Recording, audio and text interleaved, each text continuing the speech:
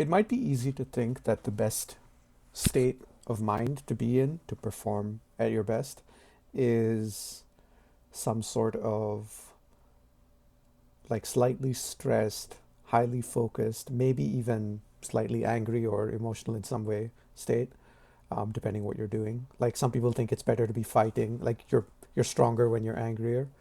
Um, but actually, from what I've read, the highest performance state seems to be one of deep relaxation and effortless focus, otherwise known as flow. And you can practice getting into this state. Exercises like meditation can help, but you can also practice specific relaxation exercises.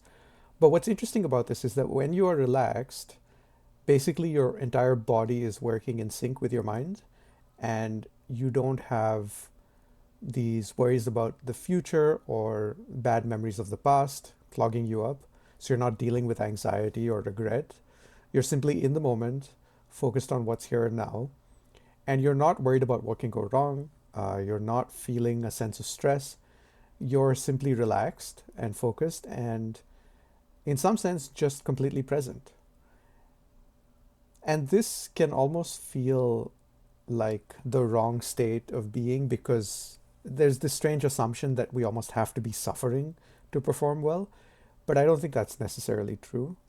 I think when you speak with athletes who were performing at their peak, they'll often say they don't even remember thinking at that time. They just remember existing, and like everything was happening fluidly in accordance with whatever felt right in that moment.